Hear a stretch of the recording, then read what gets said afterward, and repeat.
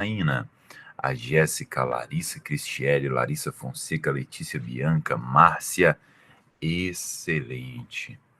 Bom, muito bom dia, então, meus queridos alunos. Hoje nós estamos na nossa quinta live acerca de controle de constitucionalidade. Espero que vocês estejam tudo bem e para mim é sempre um motivo de enorme alegria poder compartilhar este conteúdo, que para muitos é um conteúdo extremamente difícil, mas nós estamos desmistificando essa ideia ao longo aqui dos nossos encontros. Estamos verificando, na verdade, que o controle de constitucionalidade é técnico, mas não é esse bicho de 7 cabeças, não é verdade? Como eu sempre afirmo para os meus alunos, direito é fácil. Senhoras e senhores, hoje então nós vamos continuar a conversar sobre controle concentrado. O objetivo da aula de hoje é nós encerrarmos a ADI genérica e trabalharmos pontualmente aquilo que é mais cobrado acerca das outras ações do controle concentrado. Ação direta de inconstitucionalidade por omissão, ADI interventiva, ação declaratória de constitucionalidade e ADPF. No nosso próximo encontro, então, na sexta-feira, nós iremos resolver questões acerca de todas essas ações. Vocês vão verificar que o que aprendemos até então será suficiente para acertarmos todas as questões. Vamos juntos, então? Vou compartilhar aqui a minha tela. Um minutinho.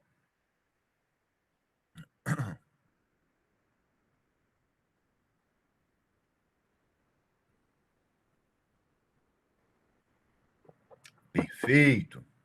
Vamos, então, continuar o raciocínio de onde nós paramos o nosso último encontro, perfeito? Vai aparecer aí na tela de vocês. 1, 2, 3. Vamos ver. Tá com um delayzinho, mas vai dar certo. Vamos lá. Agora sim. Vamos todos juntos, então. Vejam que no nosso último encontro nós estávamos conversando acerca da competência do controle concentrado.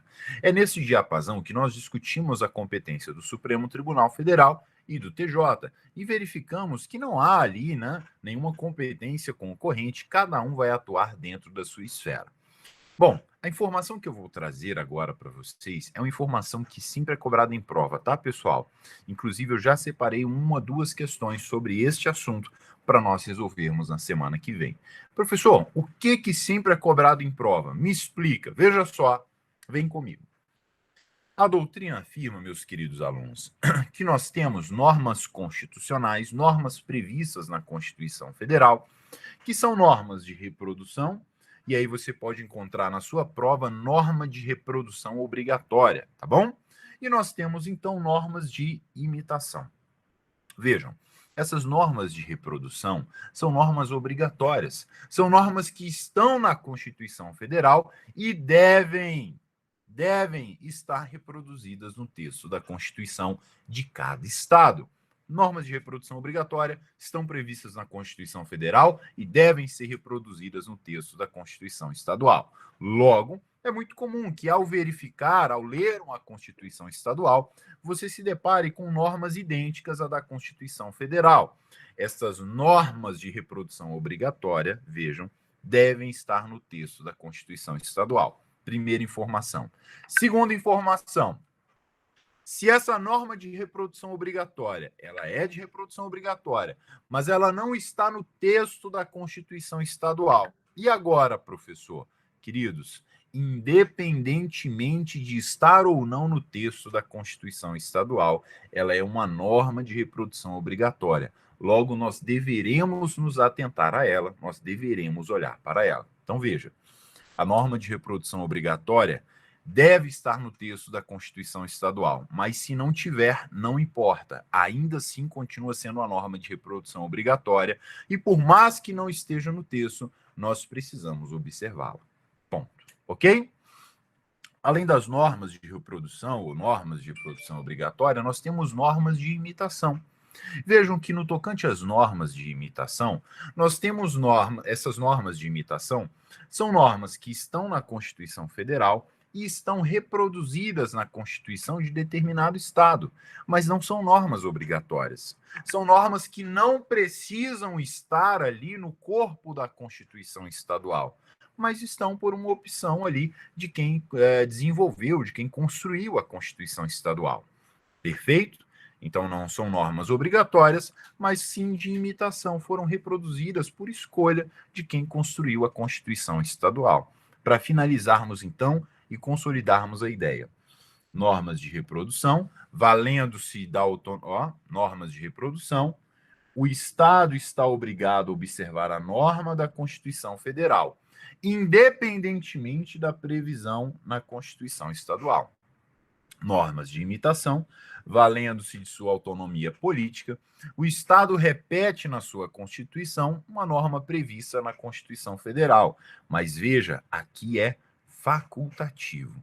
Enquanto na norma de reprodução eu tenho uma obrigatoriedade, na norma de imitação eu tenho uma faculdade. Pois bem, professor, como é que isso é reproduzido, como é que isso é cobrado na nossa prova? Vejam só. Segundo o STF, os TJs possuem competência diante de ambas as normas, sendo que, em relação às normas de reprodução, cabe recurso extraordinário para o STF e continua com a natureza objetiva, efeito erga omnes. Quanto às normas de imitação, a decisão dos TJs é irrecorrível. Professor, não entendi. Vamos para um quadro aqui, ó. Vamos pegar o nosso quadro branco aqui. Vamos desenvolver essa ideia, para você entender como é que isso vai ser cobrado na sua prova. Eu tenho... Ué, não está funcionando? Ah, agora foi. Eu tenho uma ADI. Essa ADI está tramitando perante o Supremo Tribunal Federal. Por que ela está tramitando perante o Supremo Tribunal Federal? Porque o meu parâmetro é a Constituição Federal. O que pode ser objeto da minha ADI neste contexto? Pode ser objeto da minha ADI lei ou ato normativo,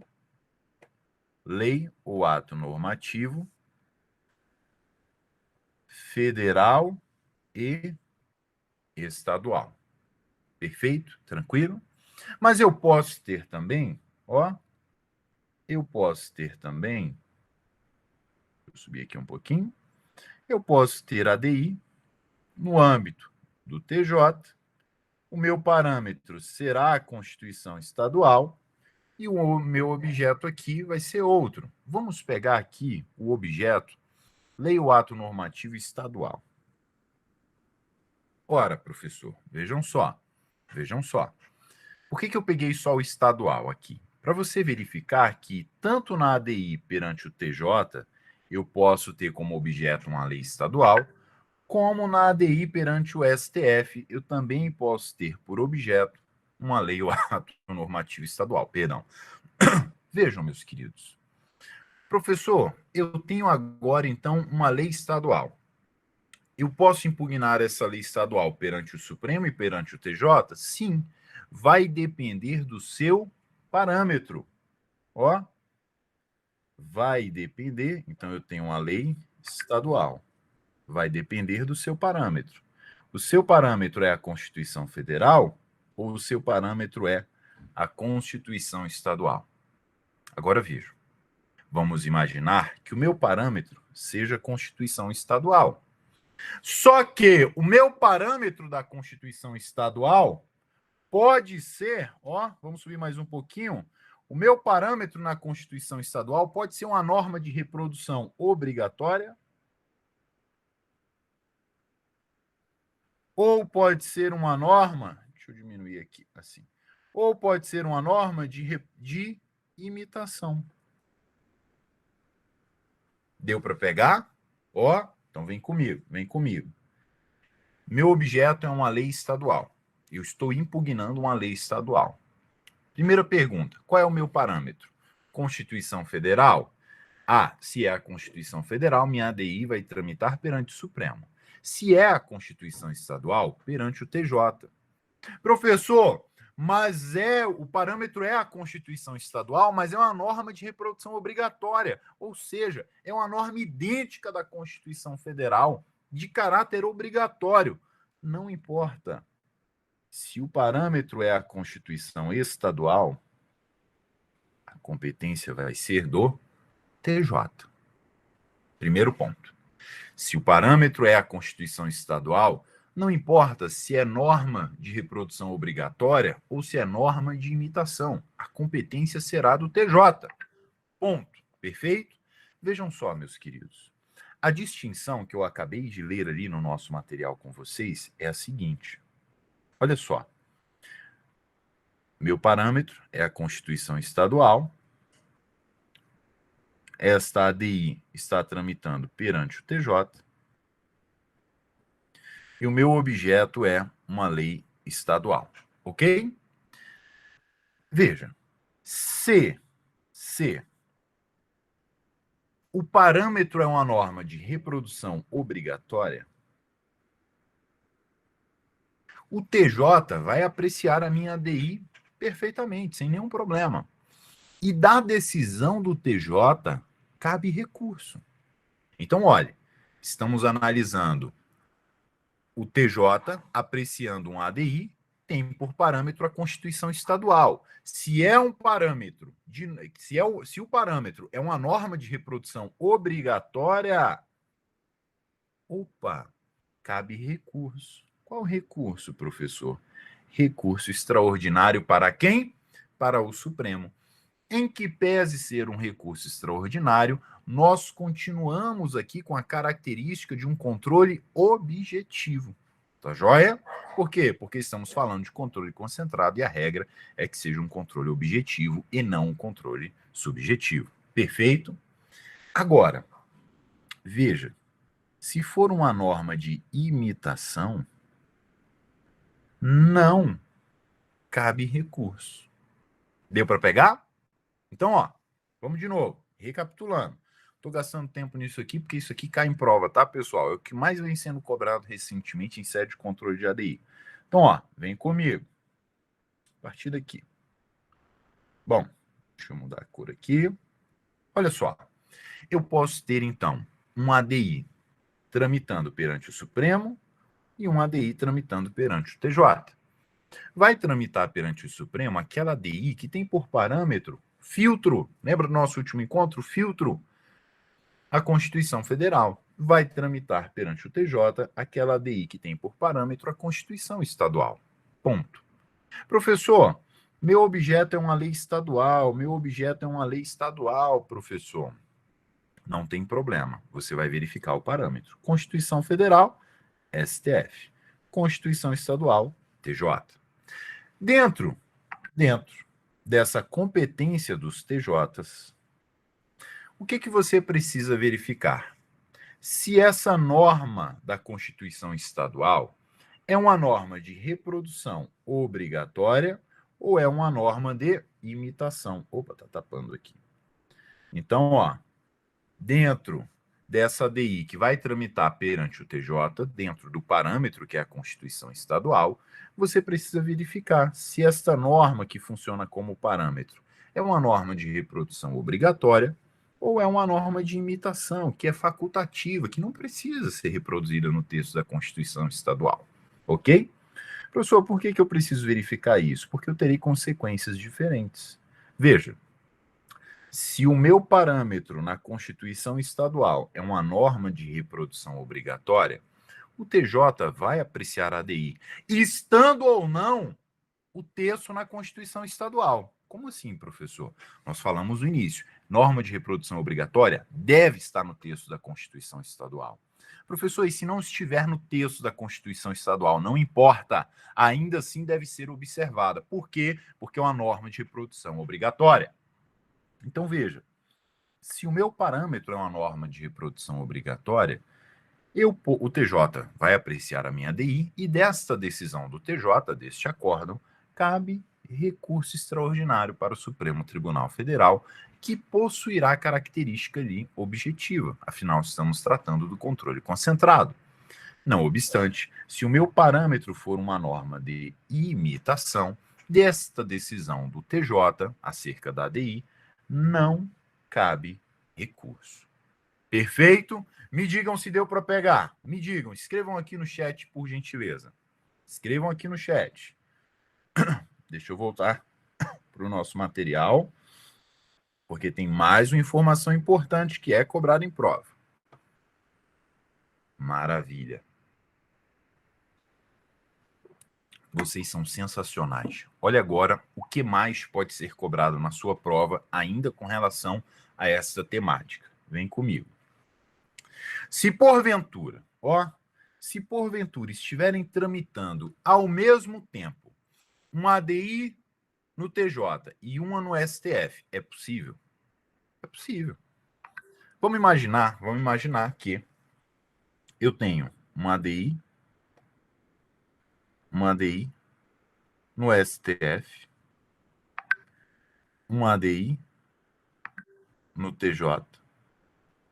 Perfeito? Está demorando aqui para aparecer. Eu tenho um ADI no STF e um ADI no TJ. As duas estão impugnando lei ou ato normativo estadual. Ok? Mesmo objeto. E as duas têm o mesmo parâmetro.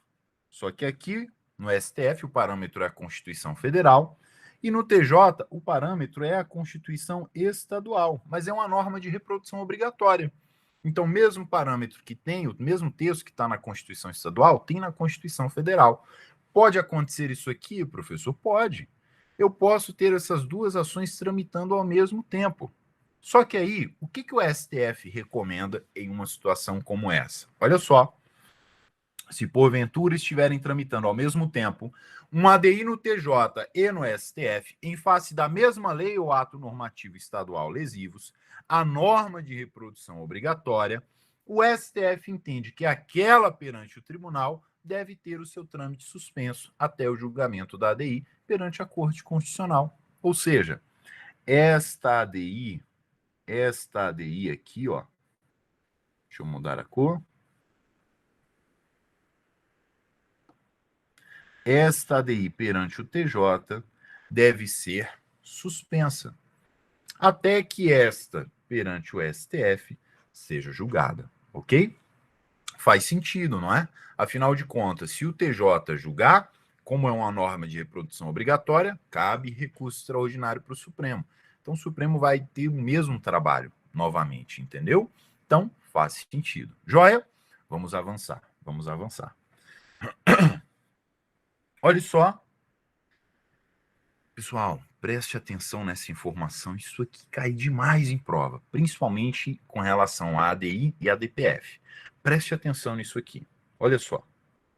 Não há controle concentrado por via de ADI em face de lei ou ato normativo municipal cujo parâmetro seja a Constituição Federal. Eu não posso manejar um ADI perante o Supremo, em que o parâmetro será a Constituição Federal, para impugnar uma lei municipal. Eu não posso.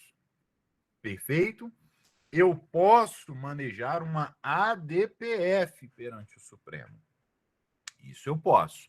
Eu posso manejar uma ADPF para impugnar um ato normativo municipal perante o Supremo Tribunal Federal, tendo por parâmetro a Constituição Federal. Eu posso manejar um ADPF. Um ADI, não. Guardem essa ideia, porque isso vai lhe ajudar a resolver muitas questões, ok? Pessoal, só para vocês não confundirem, veja só. ADI perante o Supremo tem por objeto lei ou ato normativo federal ou estadual, parâmetro, Constituição Federal. ADI perante os TJs tem por parâmetro a Constituição Estadual, e aí eu tenho lei ou ato normativo estadual ou municipal, tá bom? Professor, mas espera aí. O senhor acabou de dizer que eu não posso ter um ADI para impugnar a lei municipal. Não foi isso que eu disse. Preste atenção em todas as informações. O que eu não posso é ter um ADI tramitando perante o Supremo Tribunal Federal, tendo por parâmetro a Constituição Federal para impugnar uma lei municipal. Isso eu não posso. Agora, eu posso ter um ADI tramitando perante o TJ, que tem por parâmetro a Constituição Estadual e que vem impugnar ali uma lei municipal. Isso eu posso. Perante o Supremo? Não. Tendo por parâmetro a Constituição Federal? Também não. E aí eu posso pensar em um ADPF. ADI não. Perfeito. Pegaram essa ideia? Pessoal, isso vai te ajudar a resolver muitas questões, viu? Muitas questões. Bom, nós vamos agora, rapidamente. Eu não vou ter tempo de explicar como eu normalmente faço no curso de controle de constitucionalidade. Então, eu vou indicar para vocês o que hoje, tá? Isso aqui pode ser alterado, mas o que hoje prevalece? Como assim, professor? O que pode ser objeto de ADI perante o Supremo Tribunal Federal? Então, eu vou apresentar para vocês esses objetos que podem ser impugnados por meio de ADI junto ao Supremo Tribunal Federal, ok? Nós já sabemos que o artigo 102 da Constituição fala que pode ser objeto de ADI lei ou ato normativo federal ou estadual. Tudo bem. Mas o que são essas leis ou atos normativos federais e estaduais? Quais são estes, professor? Primeiro, meus queridos, via de regra, esta lei aqui, esse termo lei, deve ser interpretado em sentido amplo. E esta lei, ela é caracterizada justamente por isso, porque ela possui um coeficiente de generalidade abstrata. A lei não é dirigida a uma pessoa. A lei, quando criada, ela não é dirigida ao Rafael. Ela é genérica, ela é abstrata. A lei é dotada de impessoalidade e a lei é dotada de eficácia vinculante, coercibilidade, além do que a lei diz respeito a uma autonomia jurídica. Bom, vamos para aquilo que importa. Deixa eu ir pulando aqui. Esse material vai estar todo disponível para vocês lá no grupo, tá? Vou postar tudo para vocês. Então vocês podem ler com calma. Vejam só. As espécies normativas previstas lá no artigo 59 da Constituição, ó, essas espécies normativas são aquelas interpretadas como lei em sentido amplo. Então elas podem aqui, via de regra, ser objeto de ADI, ok? Como assim, professor? Vem comigo. Ó, vem comigo. É um rol extenso, mas é importante que você conheça esse rol, tá? É cobrado em prova, pessoal. É cobrado em prova. O que pode ser objeto de ADI? Vem comigo. Emendas à Constituição e de revisão. O que mais? Leis complementares federais e estaduais. Estamos falando de ADI perante o Supremo Tribunal Federal. Então, leis complementares federais e estaduais, leis ordinárias federais e estaduais, leis de criação de municípios, leis federais e estaduais promulgadas e publicadas, mas não vigentes, ou seja, durante a vacatio legis, esta lei pode ser objeto de ADI? Pode. Se nós pegarmos aí a reforma trabalhista, durante a vacatio legis, ela foi objeto de 3 ADIs.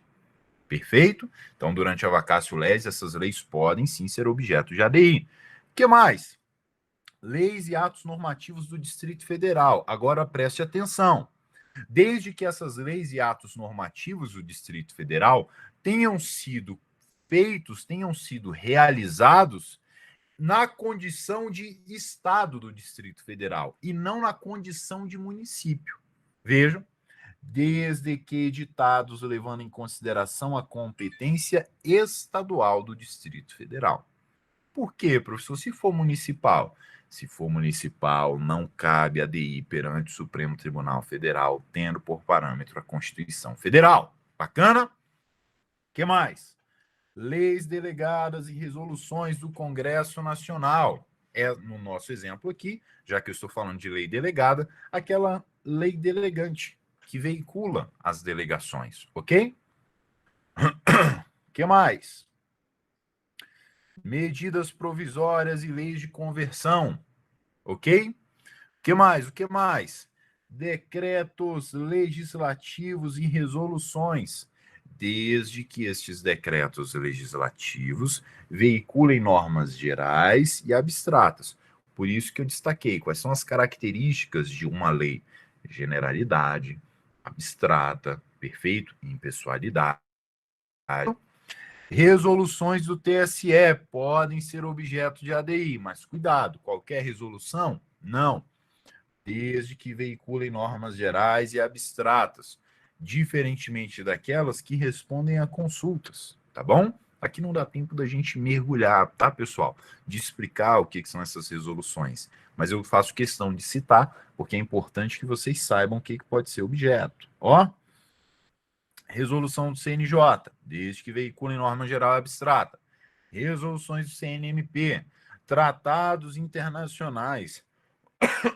Esses tratados, vocês sabem que eles precisam ser aprovados pelo Congresso Nacional, que irá fazê-lo por meio de decreto legislativo, e promulgados pelo presidente da República, que o fará por meio de um decreto, ok? Veja, no caso do artigo 5º, parágrafo 3º, é aquela hipótese de tratados internacionais que versam sobre direitos humanos, que são aprovados com quórum especial de 3/5, 2 vezes em ambas as casas, ok? Estes tratados são incorporados ao ordenamento jurídico com status de emenda constitucional. Estes tratados, ao serem incorporados no nosso ordenamento jurídico como status de emenda constitucional, eles também podem sofrer controle por via de ADI. Ok? Também podem sofrer controle por via de ADI. Por quê? Porque tem status de emenda. Meus queridos, isso aqui agora cai demais, preste atenção. Decretos ou regulamentos autônomos. Vejam, eu tenho decretos autônomos e tenho decretos regulamentares. Estes dois são provenientes do Poder Executivo. Este decreto autônomo pode ser objeto de ADI. Por quê? Porque ele viola diretamente a Constituição Federal. O decreto regulamentar, escute o que eu estou lhe dizendo, o decreto regulamentar não pode ser objeto de ADI perante o Supremo. Por quê? Porque o decreto regulamentar não viola diretamente e imediatamente a Constituição. Repito, eu posso ter, proveniente do Poder Executivo, eu posso ter um decreto autônomo e um decreto regulamentar. O decreto autônomo pode ser objeto de ADI perante o Supremo Tribunal Federal por violar direta e imediatamente a Constituição Federal.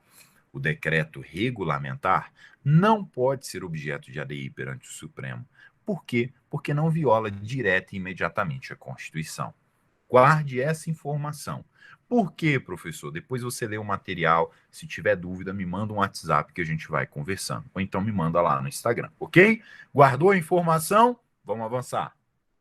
Regimentos internos dos tribunais e do Poder Judiciário das casas legislativas, desde que ocorra violação direta à Constituição Federal e o seu conteúdo, né? E a Constituição Federal e o conteúdo dos mesmos seja normativo. Como assim? Carregado de generalidade, abstratividade, impessoalidade. Ok? Vamos lá. Professor, tudo isso pode ser objeto de ADI? Tudo isso. Leiam depois. Pareceres da AGU, desde que tenham teor normativo, convênios em matéria tributária firmadas pelos estados, leis orçamentárias. Veja agora, atenção, isso aqui já foi cobrado em prova, tá? Decisão proferida em processo administrativo. Como é, professor? Mas uma decisão proferida em processo administrativo, ela tem vai produzir um efeito concreto. Eu consigo ver quem aquela decisão vai afetar. Cuidado, meus queridos. Pode ser que a norma seja uma norma para produzir efeitos concretos, mas ela seja utilizada de forma subversiva. Pode ser que aquela decisão deveria produzir efeitos concretos, mas quem profere a decisão aproveita a decisão para que ela determine efeitos abstratos e genéricos. Então, cuidado, quando você for responder na prova, com certeza na prova não vai ter só assim, decisão proferida em processo administrativo. Na prova vai estar dizendo qual é o teor desta decisão. Se esta decisão produz efeito concreto, não pode ser objeto de ADI. Agora, se esta decisão transforma-se, ou melhor, se essa decisão é, na verdade, transvestida, né, de um ato administrativo, era para ser uma decisão produzindo efeitos concretos. Mas sabe o que o responsável por aquela decisão faz? Transforma aquela decisão, né? Não deveria fazer, mas faz, em um ato administrativo. Por quê? Porque aquela decisão é dotada de generalidade. Foi dotada de generalidade, de abstrativização, de impessoalidade, é objeto de ADI. Ok? Perfeito? O que é que não pode ser objeto de ADI? Normas constitucionais originárias, aquelas que estão no corpo da nossa Constituição, tal qual foram criadas no exercício do poder constituinte originário, normas estrangeiras, porque não foram incorporadas ao ordenamento jurídico interno, apesar de que há uma pequena divergência aqui no direito internacional privado, tá bom? Pequeno, mas não interessa aqui para nós. Atos normativos privados, convenção do seu condomínio, não pode ser objeto de ADI. Convenções coletivas de trabalho, por quê? Porque ali eu vou produzir efeitos concretos, né? Para aquelas categorias que submetem à convenção. Leis ou atos normativos municipais, quando o parâmetro for a Constituição Federal, não podem ser impugnadas perante o Supremo Tribunal Federal. O que eu posso fazer é manejar um ADPF. Decretos regulamentares, lembra que eu falei? Decretos autônomos podem, porque violam direta e imediatamente a Constituição. Decretos regulamentares não podem, porque não violam direta e imediatamente a Constituição Federal. Guarde isso cai muito em prova. Leis e atos normativos pré-constitucionais, nós também já conversamos sobre isso. Leis e atos normativos pré-constitucionais não sofrem controle de constitucionalidade, não podem ser objeto de ADI. Por quê, professor?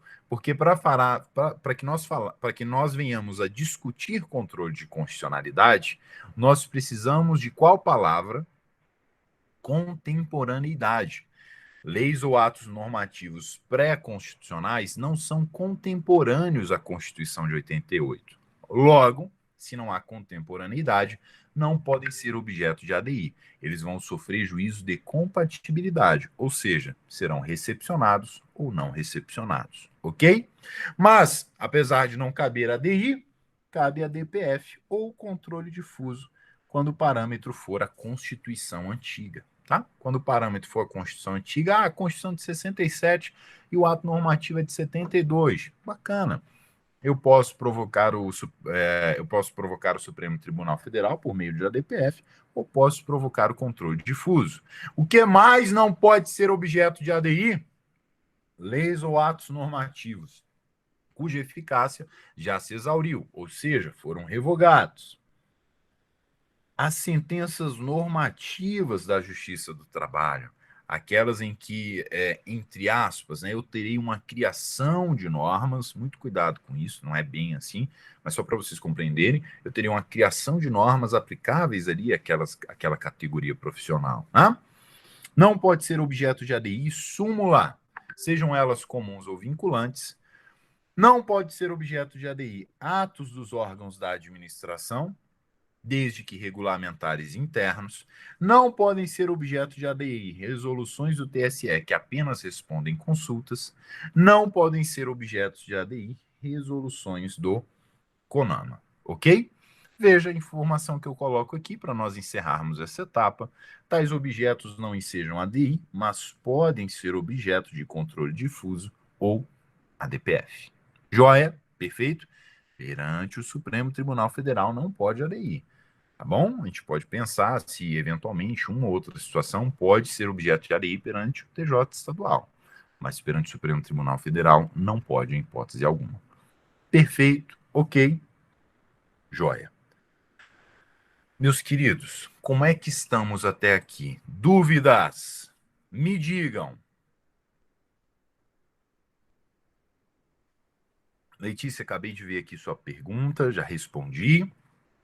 Muita informação, sim ou não? Muita informação, sim ou não? Me digam, me digam. Apesar de ser muita informação, tá dando para pegar, Letícia? Pessoal, vão ficar gravadas essas lives, depois vocês podem assistir com calma, tá bom?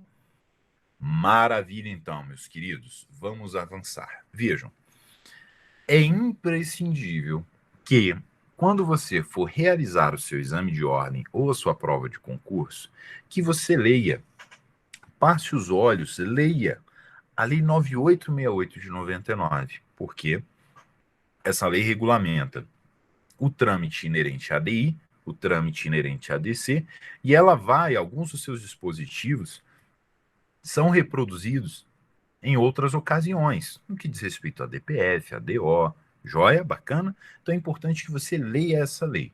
Eu não vou ler toda a lei aqui, eu vou trabalhar aquilo que é mais importante, ok? Bom, vamos lá. O artigo 2º da Lei 9868 de 99 é a reprodução do artigo 103 da Constituição. O artigo 103, nós discutimos no nosso último encontro, é aquele que traz o rol de legitimados para propor ADI, ok? O artigo 3º fala do que deve conter numa petição inicial. Meus queridos, o que deve conter basicamente é o ato normativo e a lei que está sendo impugnada, ou seja, você tem que indicar o objeto, você tem que indicar o seu parâmetro e você precisa fazer os pedidos. Basicamente é isso. Joia? Perfeito? Detalhe, nós falamos aula passada, não confunda legitimidade com capacidade postulatória. Se aquele legitimado não possui capacidade postulatória, ele precisa ser representado por advogado. E aí deve ser apresentada uma procuração, perfeito? Deve ser apresentada uma procuração. Joia? Procuração essa com poderes específicos. Vamos avançar aqui. Aqui eu coloquei uma nomenclatura que você pode encontrar na sua prova. Quando nós falamos a Constituição Federal enquanto parâmetro, alguns doutrinadores chamam então de parâmetro superior ou parâmetro de confronto. Quando nós falamos de objeto, ou seja, aquilo que nós estamos impugnando por meio de ADI, nós temos parâmetro inferior, também chamado de objeto. Ok? Perfeito? Vamos avançar. Arrasta para cima. No tocante ao artigo 4º, o que é cobrado? Vejam, vou chamar a atenção de vocês. O artigo 4º fala o seguinte: a petição inicial inepta, não fundamentada e a manifestamente improcedente serão liminarmente indeferidas pelo relator. O que é cobrado com relação ao artigo 4º? Quando a petição inicial for liminarmente indeferida pelo relator, cabe recurso?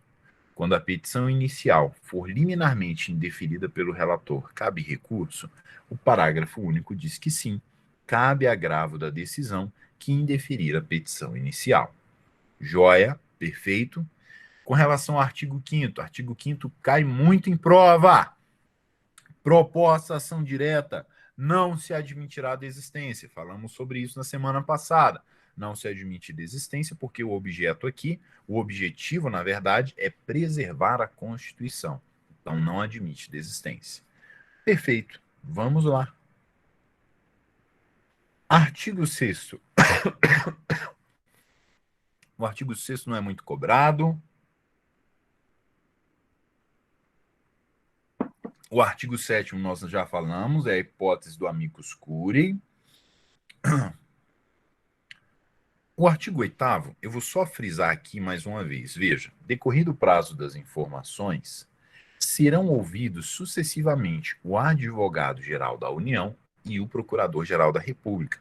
Leiam o artigo 103 da Constituição, 103, 103A, vai ser cobrado na sua prova. Lá no 103, se não me falha a memória, parágrafo 2º, fala da atuação do AGU no julgamento da ADI. O que o AGU vai fazer? Ele vai defender a constitucionalidade da norma que está sendo impugnada. Então, se o objeto da minha ADI é a Lei A, eu fiz um ADI dizendo a Lei A é inconstitucional, o AGU vai manifestar-se defendendo a constitucionalidade da Lei A. Então, a AGU vai dizer, não, negativo, a Lei A é constitucional. Perfeito? Estou sendo bem raso, pessoal, só para vocês pegarem a ideia. Bom, deixe-me ver aqui o que mais é cobrado. Ah, isso aqui, ó. Isso aqui foi uma maldade que eu já vi sendo cobrado em prova. Ó. Isso aqui. Deixa eu ver aqui só qual é o dispositivo. Essa aqui, ó. Isso aqui foi uma maldade que foi cobrada em prova. Parágrafo 1º.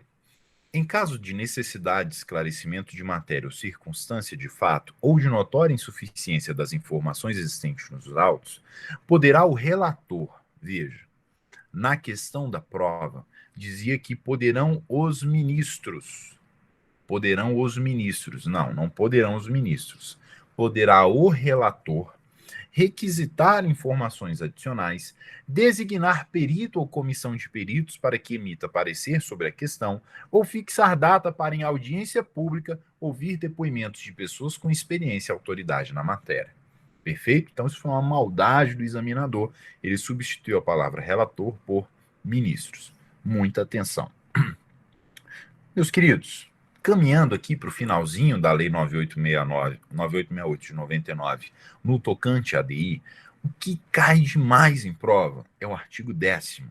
Professor, tudo cai demais em prova? Dependendo da prova que você vai fazer, você pode ter certeza que controle de constitucionalidade vai cair em peso. Na OAB, se eu não me engano, junto com direitos e garantias fundamentais, são as matérias mais cobradas. O último levantamento que eu vi dizia que controle é a matéria mais cobrada em sede de constitucional. Tá bom? Então, olha só. Acerca de medida cautelar, leiamos com atenção o artigo 10º. Salvo no período de recesso, a medida cautelar na ação direta será concedida por decisão da maioria absoluta dos membros do tribunal. Quanto é que dá a maioria absoluta dos membros do Supremo Tribunal Federal? 6. Observado o disposto no artigo 22. Preste atenção. O artigo 22 cai em prova. O que o artigo 22 diz, professor? O artigo 22 está aqui embaixo. Não vou ler para a gente ganhar tempo. O artigo 22 diz assim: para que eu instaure uma sessão para apreciar uma ADI, eu preciso ter um quórum mínimo. E este quórum mínimo é de 2/3, o que equivale a 8 ministros. Então, para que se instaure uma sessão de julgamento de ADI, para que eu tenha, então, plenário reunido para apreciar um ADI, eu preciso de, no mínimo, 8 ministros, que equivale a 2/3. Ok? Perfeito? É isso que cai. Além disso, cai também o parágrafo 3º, que diz assim, vamos lá, está subindo. Agora sim, em caso de excepcional urgência, o tribunal poderá deferir a medida cautelar sem audiência dos órgãos ou das autoridades das quais emanou a lei ou ato normativo impugnado. Então, uma vez que o tribunal recebeu aquele pedido inerente a uma cautelar, ele pode deferir a liminar e depois de ouvir o PGR, depois de ouvir o AGU, depois de ouvir aquele que foi responsável pelo ato. Bom, deixe-me achar aqui, essa aqui cai. Parágrafo 1º e parágrafo 2º. Parágrafo 1º. A medida cautelar dotada de eficácia contra todos será concedida com efeito ex nunc. Cuidado, preste atenção. A decisão definitiva em sede de ADI, em regra, produz efeito ex tunc. A decisão com relação ao pedido de cautelar, a decisão liminar, produz efeito ex nunc. O examinador tenta sempre te pegar nesse joguinho de palavras. A decisão definitiva da ADI, eficácia, efeito ex tunc. A decisão em sede de liminar, efeito ex nunc. Bacana? Perfeito? Bom, o parágrafo 2º ainda diz: a concessão da medida cautelar torna aplicável a legislação anterior, caso existente, salvo expressa manifestação em sentido contrário, ou seja, é possível o efeito repristinatório em sede de ADI. Imagine que liminarmente a eficácia daquela norma impugnada foi suspensa. Aquela norma não deve ser aplicada até que o STF julgue a matéria pelo plenário. E aí, nós vamos ficar num vazio jurídico? Não, nós não vamos ficar num vazio jurídico. Essa decisão liminar pode determinar que seja aplicável a legislação anterior. Estamos impugnando a Lei A. Qual era a legislação anterior à Lei A? A Lei C. Muito bem. Então, a Lei C vai continuar produzindo seus efeitos até que o Supremo Tribunal Federal bata o martelo, julgue em definitivo se a Lei A é inconstitucional ou não. Ok? Vejam, queridos. Com relação à reclamação, volta e meia, eu falei isso no nosso último encontro, reclamação e súmula vinculante é cobrado dentro de controle de constitucionalidade. Por isso eu acrescento essa observação. Cabe reclamação do descumprimento integral da cautelar conferida em sede de ADI. Então, vejam, eu tenho uma cautelar que foi deferida em sede de ADI e eu tenho um juiz de primeira instância que não está observando essa cautelar, essa liminar que foi deferida pelo Supremo. Diante dessa decisão do juiz de primeira instância de não observar aquela liminar, aquela cautelar, cabe uma reclamação direto para o Supremo Tribunal Federal, dizendo o seguinte: olha, Supremo, tem um juiz que não está cumprindo a sua liminar. Perfeito? Bom, vamos ver aqui o que mais. Deixe-me ver. Bom, é isso. Para finalizarmos aqui, é importante ainda nós conversarmos aqui sobre o... Opa, desculpa, pessoal. Deixa eu subir aqui.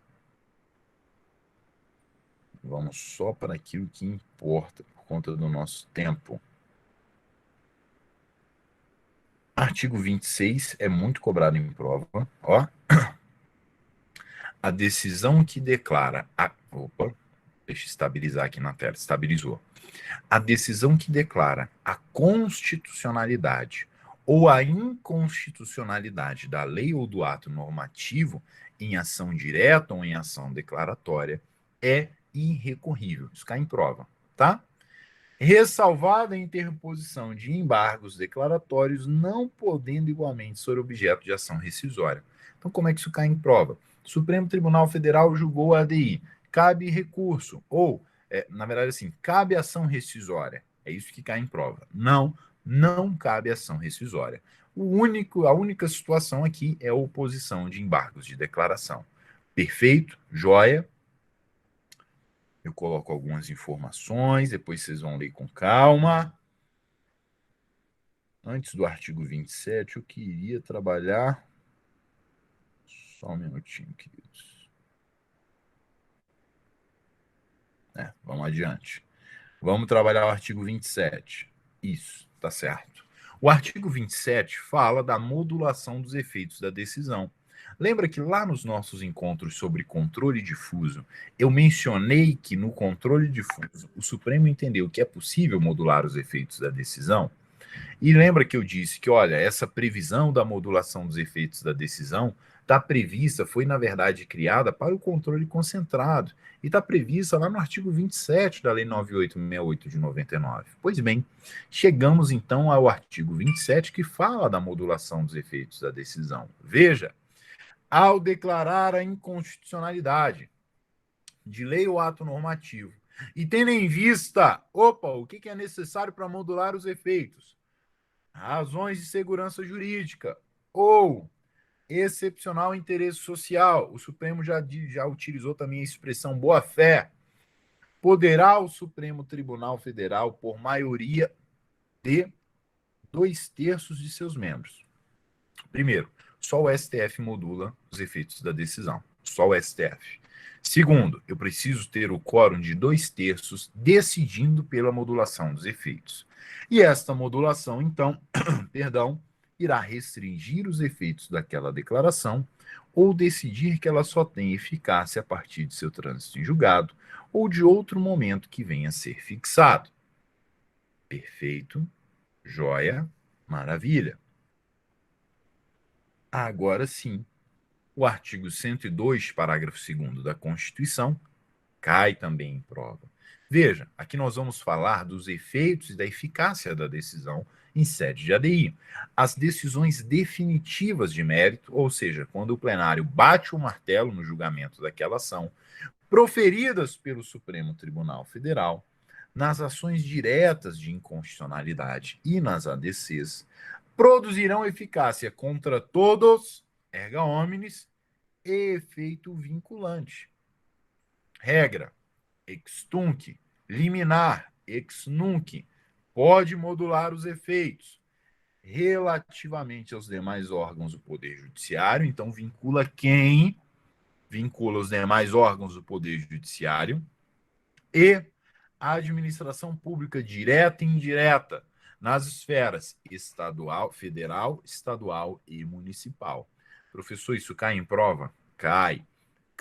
Já vi sendo cobrado o seguinte: vincula o poder legislativo. Tá?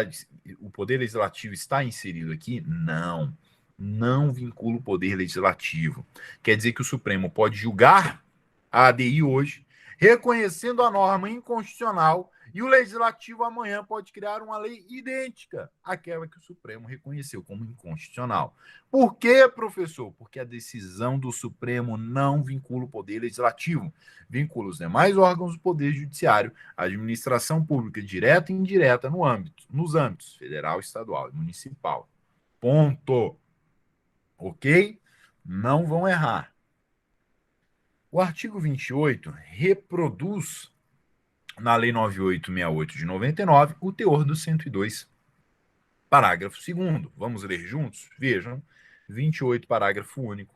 A declaração de constitucionalidade ou de inconstitucionalidade, inclusive a interpretação conforme a Constituição, e a declaração parcial de inconstitucionalidade sem redução de texto, essas são duas técnicas utilizadas pelo Supremo. Agora, tem eficácia contra todos, erga omnes, e efeito vinculante, regra, ex tunc, liminar, ex nunc. Pode modular os efeitos aqui no julgamento definitivo? Pode. Vincula quem? Órgãos do Poder Judiciário e a administração pública, direta ou indireta, nos âmbitos federal, estadual e municipal. Joia, perfeito. Deixe-me ver aqui se há mais alguma informação importante. Aqui eu falo das técnicas que eu acabei de mencionar. Não esqueça de ler, ó. Eu falei 103, parágrafo 2º, que fala da atuação do AGU, é 103, parágrafo 3º, tá bom? A obrigação, em regra, né? A regra é que a atuação do AGU em sede de ADI é obrigatória. O AGU, então, deve defender a constitucionalidade da norma. Entretanto, o Supremo Tribunal Federal interpretou o artigo 103, parágrafo 3º, se a sua banca cobrar jurisprudência, pode cair este entendimento. E o Supremo, ao interpretar o artigo 103, parágrafo 3º, falou o seguinte, preste atenção, o munus a que se refere o imperativo constitucional deve ser entendido com temperamentos. Então, veja, o Supremo falou, peraí, nem sempre, AGU, você vai ter a obrigatoriedade de se manifestar. Vejam, o advogado-geral da União não está obrigado a defender tese jurídica se sobre ela esta corte já fixou o entendimento pela sua inconstitucionalidade. Então, AGU, você não precisa, você não é obrigado a se manifestar se já há um posicionamento acerca dessa tese pela inconstitucionalidade do próprio Supremo Tribunal Federal. Ponto. Meus queridos, como é que vocês estão até aqui? Vocês aguentam mais ou vocês preferem, então, que na sexta-feira, nós resolvamos questões só sobre a ADI, e aí eu marco mais 2 lives, uma para falar sobre as outras ações, ADO, ADI interventiva, ADC e ADPF, e outra para resolver questões sobre essas. O que vocês preferem? Vamos ver se a gente marca mais 2 lives? Eu dependo de vocês. Eu estou aqui para auxiliá-los. O que vocês me dizem? Perfeito, então. Perfeito. Então, olha, sexta-feira, joia, Flávia. Estamos combinados, então. Sexta-feira agora, nossa live às 11 horas, nós vamos resolver questões só sobre a ADI. Então, tudo que nós falamos na segunda e na quarta, vocês vão verificar como é que é cobrado em prova de concurso, tá bom? Depois nós vamos marcar outras 2 lives para apreciar as outras ações e resolvermos questões. Está combinado, perfeito? Muito obrigado pelo carinho e pela gentileza de todos vocês. Agradeço pela participação. Convidem os colegas para estarem conosco na sexta-feira. Resolução de questões é fundamental, principalmente para quem vai fazer concurso e exame de ordem. Eu deixo um beijo enorme para todos. Não esqueçam, direito é fácil, não é verdade? Um forte abraço, professor Igor, nosso querido Irapuã, que nos auxiliou aqui até agora, e a todos vocês que permaneceram até o final. Eu me sinto muito assim, eu me sinto acolhido por vocês. Muito obrigado por todo o carinho e afeto. Até sexta-feira, 11 horas da manhã. Tchau, tchau, queridos. Boa quarta-feira.